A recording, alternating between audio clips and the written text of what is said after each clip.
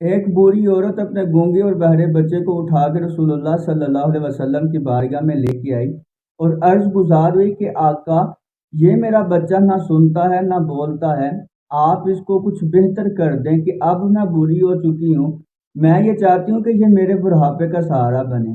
رسول کریم صلی اللہ علیہ وسلم نے اس بوڑھی عورت کے چہرے کی طرف دیکھا تو اس کی آنکھوں میں نمی تھی، اس کی آواز میں درد تھا، اس کی زبان پہ کپ کپاہٹ تھی۔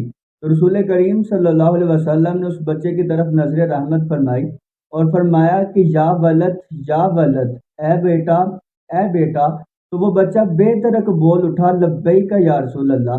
تو رسول کریم صلی اللہ علیہ وسلم نے ارشاد فرمایا کہ اے بچے، یہ بوڑھی عورت کہتی ہے کہ نہ تو بولتا ہے نہ تو سنتا ہے۔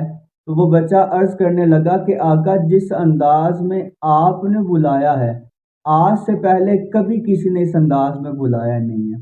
اٹھی جو نظر تو ان کے کرم پہ ٹھہری، پتلی پتلی گلے قدس کی پتیاں، ان لبوں کی نزاکت پہ لاکھوں سلام۔